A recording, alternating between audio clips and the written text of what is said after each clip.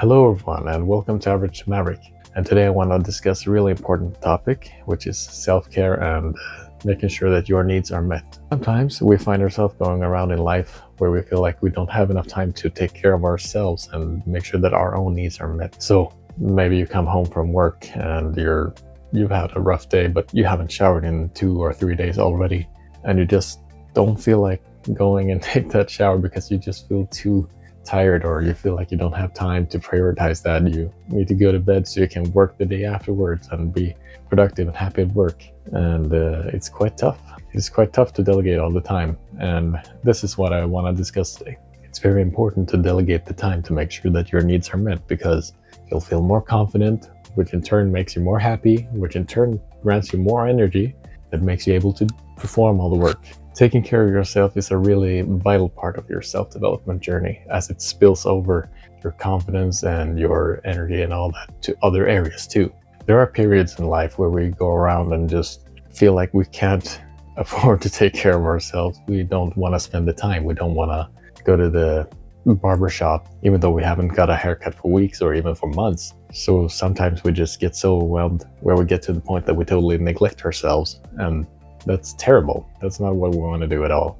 So when you feel exhausted, you may feel like you got better stuff to do, like getting to bed or relaxing with a video game or a movie or whatever is the thing that makes you relax. But what do we do when we feel like we don't have this motivation for a long time, for maybe over a year or more?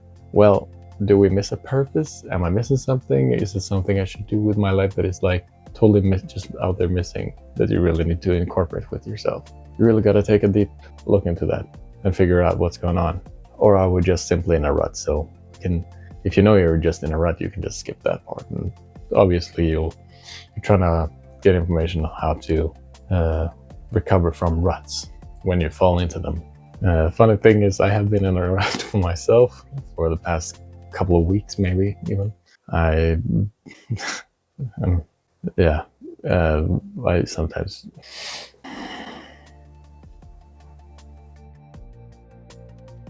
But I actually have been in this rut myself for the past few weeks. So there were times that I didn't shower for over two days, where I didn't shower for 2 to 3 days until I hopped into the shower because I was just so tired. I didn't have the energy. So instead of doing that, I just went to bed or relaxed or did something other, or did something else, And the funny thing, it was during the writing of the script where I wanted to talk about this topic, I was this close to not brushing my teeth, but I said to myself, screw it, I'm already here in the bathroom, so why not just go brush my teeth and then go back? So that's exactly what I did, and I felt so much better. And we need to remember these things, so we remember that even though it feels hard at the moment, we avoid the thoughts that it's hard, because we're trying to remember how good it feels afterwards when we've done this thing. Another thing that I'm guilty of personally right now is that I've eaten too much sugar for the past 3 weeks. So I've overconsumed sugar, and I've felt so much more sluggish and less energized, and I kind of feel like there's this stuff going around in my own body just slowing me down, like someone's just throwing buckets of tar on top of me while I'm trying to move, and it's disgusting. Like, I don't like that feeling at all, but sugar is so crazily delicious, I know. And once you start eating sugar, it's harder to stop than if you didn't start from the beginning. So especially if you eat sugar continuously for a little while, you get into some semi-addiction, short-term addiction, or what you can call it, because I don't get addicted to stuff, but I can feel like craving for stuff for a period of time, like 1 month or a week or a few days. Yeah. So even though I had previously seen good results on my waist, I had seen my waistline for just a couple of days ago, and I look back at my own waist now, and I'm not proud of what I'm seeing at all. So why do we keep doing this? It's not good for us. So those behaviors need to stop, and we're gonna try to tackle how, with rewards especially. So the final point is to focus on the long game. But how do we do this? Like, how can we stay focused, trying to stay in our habits for the long run and keep building ourselves for the better instead of being detrimental to our health or productivity, social relationships, or whatever. For me personally, and I think a lot of people out there too feel the same, is that the most detrimental thing you can do, if there's only one thing you can do, that is the most detrimental part for your productivity, it is when you lose traction and you don't do the things that you need to do every single day. It's like you're breaking the chain of progress. See what I mean? So you need to be doing at least one thing every day that gets you closer to your goal. And if you're on the days of the rut, like I am right now, or kind of is, then you need to make sure that or if you're in the rut part, you got to make sure that you spend at least 2 minutes on the thing that brings you forward. Only 2 minutes. And a good rule is that you allow yourself to leave once you have sat down for 2 minutes. That's the rule. You got to let yourself leave if you don't want to do it anymore. But 2 minutes, you'll do it. Because the trick here is that we can't get much done in 2 minutes. So automatically we feel like we got to spend like at least 5 or 10 minutes more on the thing that we're going to do. So 10 minutes, let's say you have these bad rut days, maybe 3-4 times a month, maybe even more, or because you're tired or you're not even in a rut, you're just too tired. But if you manage to get yourself to do these 2 minutes, and these 2 minutes turn into 10 minutes for 4 days, that's 40 minutes closer to your goal every month for free, even though you didn't want to do it at all. So from 0 to 40, and that's lowballing it too, probably, because we're most likely to even sit for 30 minutes straight. And if you do that, well, that's 2 hours of work done. Now, it is important to remember that we want to keep ourselves in check.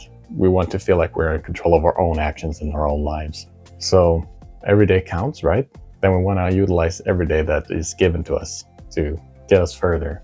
So when we can watch ourselves taking steps towards doing things for the better, to chasing our goals, when we see ourselves doing this, we can get so much more measurable results. The one thing that is very important too is that you don't want to work yourself to death. It is okay to take a break every now and then, maybe several times a month even. We need the rest in order to be able to perform the work that we are doing. So try this. Next time you're in a day where you feel like you don't want to do anything, jack it all. Force yourself to sit down for 2 minutes with the thing that you want to do. And after you've done the 2 minutes, you're allowed to go. And if you choose to go, reward yourself anyway, because you did choose to do those 2 minutes at least. And like 90% of people out there, maybe, those 2 minutes are almost guaranteed to turn into 10 or more minutes anyways. And after you're done with all those minutes, go ahead and just let loose for a while. You'll feel much more replenished afterwards. So you might go back to work even if you played some video games for 10 hours straight. You deserve it sometimes, you know? There must be a work-play balance at play here. That's important. Otherwise, it's not going to be feasible or sustainable to drive yourself to do your goals and all that.